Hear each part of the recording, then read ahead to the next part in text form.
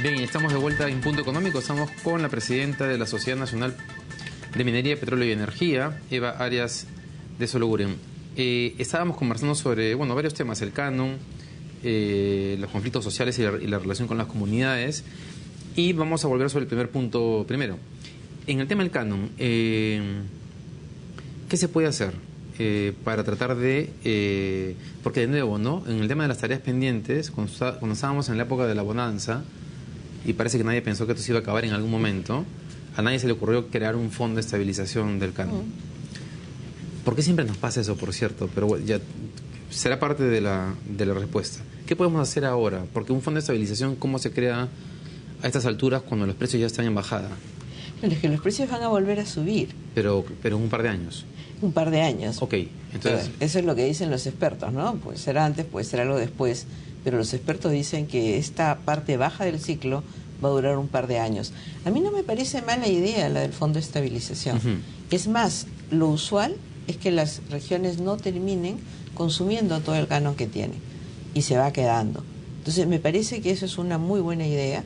Y otra idea que hemos ido conversando también a lo largo del tiempo es tener, o sea, sin cambiar de sitio, dónde se deben invertir o a quién le debe tocar el canon. Ese es otro tema totalmente diferente. Pero sí deberíamos ver que haya como fases en las cuales se tienen que invertir en determinados temas. Primero satisfacer las necesidades básicas y después cualquier otra necesidad que se tenga. Eso quiere decir que la ley del canon establezca en qué invierte un gobierno regional y local. O sea, por ejemplo, que primero que nada tenga que tener saneamiento. El agua y el desagüe realmente hasta son necesarios tener el siguiente para poder tener niños nutridos. O sea, el problema de la desnutrición, una de las causas es la carencia de agua potable. Entonces, ese debería ser el primer punto de partida, que se usen los dineros para poder darle a la ciudadanía, a los pobladores de estas zonas que tienen todo el derecho de tener todas estas necesidades satisfechas. Electricidad. O sea que se podría aprovechar este momento, digamos, en el cual va a haber seguramente una negociación con las regiones para no solamente garantizarles ciertos recursos. Por ejemplo, se ha dicho que lo que se va a garantizar de todas maneras es que todos los proyectos que se han iniciado no se paren, sino que se culminen de todas maneras. Pero además aprovechar para comenzar a poner ciertos reglas de juego sobre en qué invertir. Ahora, eso más que una ley requiere es un tema de capacidades, pues, ¿no? Es un problema de capacidad de los gobiernos regionales y locales para invertir en estos rubros. También. Y en eso tiene que apoyar no solo el Estado, sino también tenemos que apoyar las empresas, que se trata de hacer, o sea, se trata siempre de apoyar para poder tener los SNIPs, tener los permisos. Hay un punto muy importante que ahora que he mencionado eso, porque cuando he conversado con algunas empresas sobre por qué no han apoyado en este punto, y esto en el Estado lo tiene clarísimo, es claro, porque la rotación de los jefes del área de inversión pública en gobiernos regionales y locales es muy frecuente. Entonces preparas a uno y que de pronto ese uno le dice al presidente regional o al alcalde, este proyecto no puede ir, y el político le dice, ¿cómo que no va a ir? Claro que va a ir. No, que no es técnicamente viable, te vas. Te viene el siguiente. Entonces, claro, ¿cómo inviertes capital? Claro.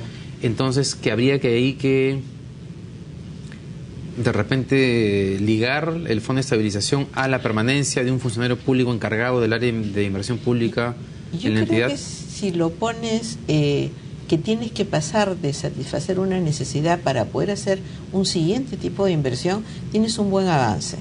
Luego los funcionarios públicos deberían ser funcionarios de carrera en general, que es algo que nos falta como país.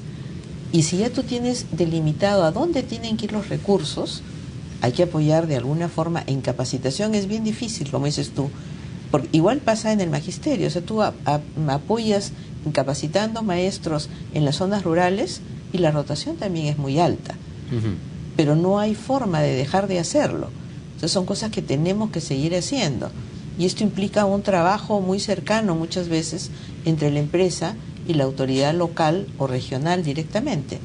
O sea, hay que tener realmente paciencia y hacerlo, porque de lo contrario vamos a terminar con más piscinas, con más plazas de toros, con más estadios y sin agua potable, sin electricidad, sin buenos colegios, sin buenas postas médicas. Ahora, hay que dejarle un margen a los gobiernos regionales y locales para que también haya ese tipo de obras, porque algo que decía incluso Felipe Ortiz Ceballos alguna vez en un artículo en, creo que Semana Económico, Económico, es que, digamos, las poblaciones también viven de los símbolos, de los actos, ¿no? De las obras simbólicas que te generan alegría un fin de semana. Sí, también, pero... ¿no? Pero exigirle que lo fundamental esté Claro, tal vez cumplido. un porcentaje, ¿no? No sé, no menos del 60% en obras de saneamiento, por decirte algo. Entonces yo creo que eso va a encauzar el uso del canon de una mejor forma, ¿no? En el caso de los conflictos sociales, la ley de consulta previa fue un tema que les preocupó mucho a ustedes. Durante el primer año de gobierno, el sector minero mostró un rechazo bien diplomático, digamos, a la medida, pero cuando uno hablaba más en privado, sí estaban muy fastidiados con el tema, ¿no? Y por lo menos decían que ese gobierno se había metido en un problema que no tendría por qué haberse metido. ¿Tú crees que en realidad era un problema evitable o que en verdad era un tema que había que abordar, el tema de la ley de consulta previa? Bueno, hay países como el nuestro que ha firmado el convenio 169 y hay otros países que no lo han hecho. En nuestro caso lo hemos hecho, entonces tenemos que ver cómo lo implementamos. Se dictó la ley de consulta previa al principio de este gobierno y yo creo que es un instrumento que bien usado puede realmente ayudar, pero mal usado puede paralizar el país. O sea, tenemos que aprender a usar bien esos instrumentos. ¿Qué cosa es bien usado y qué sería mal usado? Por ejemplo, tú tienes algo que todavía no sabemos cómo va a funcionar, porque no está establecido. No es que haya ni siquiera ejemplos que uno pueda importar con facilidad y decir, no, la consulta previa es un proceso que se realiza de esta forma. Por ejemplo, para hacer un censo, si tú puedes tener modelos, sabes cómo se realiza un censo. Esto es una cosa diferente, por un lado. Entonces se tiene que establecer y probar con qué procedimiento esto puede funcionar. Y para eso se tienen que hacer pruebas y errores, se tiene que ir viendo y estableciendo los protocolos y cómo se debe hacer. En algún momento vamos a poder extenderlo a todo el país, pero tenemos que empezar de a pocos para no equivocarnos en el camino. Eso es por un lado. Por otro lado, el Estado mismo necesita tener las capacidades. Se han estado preparando traductores. No sé cuál es el número de traductores, pero por ejemplo es algo que se necesita. Tienes que tener gente especializada que se haga cargo de la consulta. Entonces, esas fortalezas, esas capacidades, las tiene que tener el Estado. Y con eso va a poder realizar la tarea. Pero no podemos pensar que la debe realizar ya, cuando todavía no está todo preparado. Esto nos ha pasado, yo creo que, guardando las distancias un poco en la formalización de la minería. O sea, tenemos todo el país, prácticamente todas las regiones tienen minería ilegal o informal, según sea el caso, pero no tenemos todavía las capacidades en todas partes como para poder lograr y llevar adelante una formalización eficaz y eficiente o una interdicción rápida y clara donde se tenga que hacer. Eso pasa en general en cualquier política pública nueva que se quiera implementar en el Estado, ¿no? Claro. Es el tema de la capacidad para implementarla finalmente. Y tener también no solo la capacidad, sino suficientes funcionarios preparados para poderlo hacer. Por ejemplo, si hay ¿qué ha pasado? Hay un proceso de formalización de un grupo de mineros en formalización que está en una zona de amortiguamiento, en una reserva, va al CERNAM, pero en el CERNAM no tienen suficientes técnicos para evaluar una cantidad grande de expedientes en un proceso de la formalización. Entonces, eso va dilatando. Entonces, tenemos que tener prudencia, y yo creo que, si no es la palabra prudencia, alguna palabra similar le he escuchado al propio presidente, de cómo ir implementando esto para ir aprendiendo mientras lo vamos haciendo. Paulatinamente. Ahora, ¿ustedes han tenido reuniones con el Ministerio de Energía y Minas o con otros funcionarios del gobierno en la cual les han ellos manifestado si es que ese es el camino que se va a seguir? ¿De hacerlo paulatinamente? Yo ¿Dónde? eso lo he escuchado. O sea, nosotros sí periódicamente tenemos reuniones obviamente con las autoridades, pero esta forma de enfocar el proceso de consulta previa se le he escuchado yo al presidente en declaraciones ya de hace unos meses, que es algo que se tiene que... Y me pareció, la verdad, sumamente sensato. O sea, que tú crees que todos aquellos que critican de que por qué no se ha hecho esto rápidamente y por qué no se ha puesto en vigencia porque el viceministro de Cultura, de hecho, renunció a raíz de que, que había presentado una lista de comunidades en las cuales se iba a aplicar, y aparentemente hubo discrepancias con el Ministerio de Energía y Minas y finalmente terminó saliendo él. Eso se está diciendo. Iván Lanegra. Entonces, claro, y hay, digamos, hay un sector, digamos, sobre todo de izquierda, digamos, o de la gran transformación, no solamente ellos, pero digamos, que han salido a decir que, claro, que no se quiere implementar la ley de consulta previa, y este tema de hacerlo paulatinamente le suena más a mesida que a un tema de realismo. No lo creo yo. O sea, yo no creo que nadie, ni un gobierno, ni una empresa puede implementar un proceso, un procedimiento totalmente nuevo sin haberlo probado, sin haber establecido cuáles van a ser las pautas, si no tiene un alto riesgo de no hacerlo bien. Entonces, preferible ir poco a poco y aprendiendo en el camino para tener algo que realmente esté bien hecho y sea útil. Si nos apuramos mucho no conseguimos nada. ¿Y ustedes que tienen conversaciones con las carteras correspondientes, hay un estimado de cuándo va a comenzar esto en el sector minero? ¿Cuál sería el primer proyecto que pasaría por este? Bueno, la primera consulta que todos sabemos es la que ha habido en la selva para consultar la creación de una reserva, porque no solo se tiene que hablar de las consultas para minería o para petróleo, sino en general para cualquier acto administrativo que afecte los derechos colectivos de alguna población vulnerable. O sea, tampoco es para todo el país. Claro. Entonces, yo no sé si hay un cronograma establecido, pero sí sé que se tiene que manejar con mucha prudencia. Sobre todo hay otra cosa que tener en cuenta. Estamos en un año preelectoral prácticamente. Entonces, si este instrumento, que puede ser un instrumento sumamente valioso para poder encontrar la forma de hacer las cosas con más armonía en el país, se llega a contaminar y utilizar políticamente, puede ser serio para nuestro país. O sea, tenemos que tener cuidado. En el gremio minero, me comentabas antes de la entrevista que tú, antes de ser presidente de la sociedad, habías sido vicepresidenta de lo que era específicamente la minería.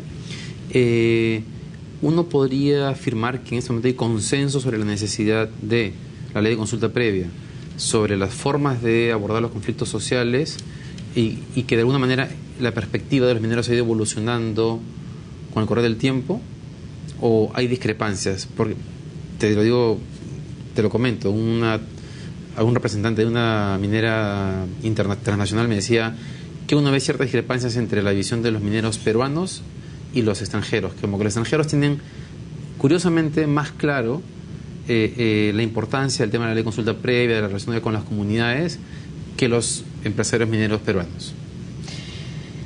No estoy de acuerdo. O sea, estoy tratando de hacer memoria si logro encontrar a algún representante de una empresa que se haya manifestado discrepante en esos aspectos, pero no se me viene a la cabeza ninguno.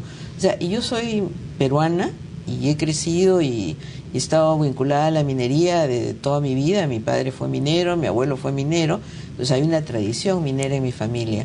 Y lo que te digo es de experiencia personal. O sea, todos somos conscientes de que tú llegas a un lugar y lo primero que tienes que hacer es ponerte de acuerdo y saludar, estar en una relación amistosa con tus vecinos. Es igual que cuando tú llegas a una escuela, llegas a un barrio, es lo mismo. O sea, eres un vecino más y tienes que tratar de mantener las relaciones en ese nivel. Pero el todos, cuando dices todos, bueno, sabemos, ese todos es... Toda regla tiene una excepción. La excepción que yo trataba de ver si sabía cuál era, no la he encontrado en mi registro mental de datos. En todo el tiempo que llevas en la sociedad. La filosofía que tenemos en la sociedad y la filosofía que yo conozco de las empresas tanto peruanas como transnacionales es esta. O sea, el tema de responsabilidad social, si quieres ponerle un título a estos aspectos, está absolutamente afiancado dentro del ADN de todas las empresas. O sea, hay programas específicos, hay una cantidad de fondos que se destinan a estos proyectos muy importantes. Es más, la propia memoria de la Sociedad de Minería tiene 200 proyectos que se seleccionan anualmente, y hay muchos otros que no están en la memoria, de las cuales hay una foto y una pequeña descripción de en qué consiste el proyecto. ¿Por qué la población entonces no termina de quererlos, para resumir en una palabra? ¿Por qué no nos quieren? Yo creo que no es muchas veces que no nos quieran. Yo creo que muchas veces es qué cosa pasa en los alrededores y quién tiene un interés político, digamos, para ponerlo de alguna manera, de usar algún tema específico en alguna zona para levantar un algo antiminero, ¿no? Un paro, claro, hay un conflicto. Intereses políticos. Ahora, me imagino que la gente que sigue estos intereses políticos tiene una sensación pues de abandono de mucho tiempo del Estado y de alguna manera lo canaliza a través de la inversión privada que llegue y que muestra abundancia, ¿no es cierto? Y que considera prácticamente que es casi el reemplazo del Estado en su zona. Exacto. Porque es la única que llega. Porque lo único que está ahí. Claro. Pero digamos, había una mina que tenía la cárcel dentro de la propiedad de la mina. ¿La cárcel? En el caso de Estrata que hubo que... no es la cárcel. Bueno, digamos la comisaría, ¿no? La comisaría, perdón, es que... la palabra, la comisaría. Pero quería ir a un tema más importante sobre eso. ¿Ustedes sienten que algo está cambiando? Porque claro, la lectura cuando uno mira en los medios es que parece que los conflictos sociales que no se han solucionado, pero como si se hubiesen apaciguado, digamos, ya no está Santa Ana, Bagua, digamos, explotando permanentemente. Conga explotó al comienzo del gobierno y después como que pareciera que hubiese una calma. ¿Está pasando algo? Sí. ¿Qué está pasando? Yo creo que acá no hay que ser mezquinos. Creo que algunas iniciativas del gobierno están dando algún resultado. En algunos lugares probablemente más rápido y mejor que en otros. Y me refiero concretamente a las mesas de desarrollo. ¿Y por qué? Porque las mesas de desarrollo hacen que la población, las autoridades, el Estado ahora llegando a esos sitios, se sienten en una mesa y con la participación de la empresa se identifiquen cuáles son las necesidades de la población, qué es lo que hay que hacer para elevar la calidad de vida de esa población, para reducir su pobreza o para mejorar su economía. ¿Para qué cambiar entre estas mesas de desarrollo? Porque antes, digamos, también había mesas de diálogo. ¿Cuál es la diferencia entre las de antes y las de ahora? Ya había pongámosle el nombre de pliego de reclamos, que la colectividad le presentaba a la empresa para que la empresa realice tales o cuales obras. En el caso de las mesas de desarrollo, es la población con las autoridades, la participación en algún estadio, dependiendo del caso de la empresa, la que identifica cuáles son sus necesidades y se coordina cómo las deben de resolver. No necesariamente todo el dinero o el dinero viene de la empresa.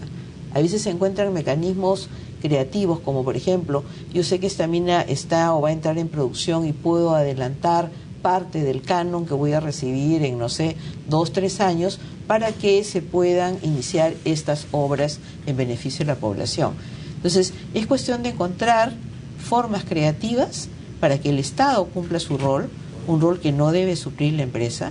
La empresa participe como facilitador, como un miembro más de la comunidad que puede apoyar, y la comunidad también tenga la posibilidad de identificar cuáles son mis carencias, cuáles son mis necesidades, qué es lo que yo quiero mejorar con la presencia de una mina o un desarrollo de cualquier empresa en mi zona, ¿no? Bien, Eva, lamentablemente se nos acabó el tiempo y ojalá que esto último que he dicho efectivamente, si está funcionando, siga funcionando, porque eso es lo que puede terminar de hacer que la minería se convierta, siga siendo un motor importante, pero lo más importante, creo que si eso es así, es que hay que hacer el siguiente paso que conversábamos, que a Australia y Canadá, y llevar a la minería como una fuente de generador de otro tipo de actividades y de innovación en el país. Yo quisiera terminar diciendo que nuestro país tiene que tener un desarrollo armónico. La minería debe ser una industria más, pero se tienen que desarrollar todas las otras industrias. Y en estos momentos tenemos todas estas obras de infraestructura que tenemos que hacer para cerrar la brecha que tenemos en infraestructura, que nos van a permitir realmente, de alguna manera, seguir con una dinámica económica adecuada. Bien, listo, Eva. Muchas gracias por haber estado acá. Que le vaya muy bien. Gracias a ti, David. Bien, vamos a la pausa y volvemos con el último bloque del programa para conversar sobre el remate nacional de bienes embargados que va a ser la SUNAT este jueves 22 de agosto. Regresamos.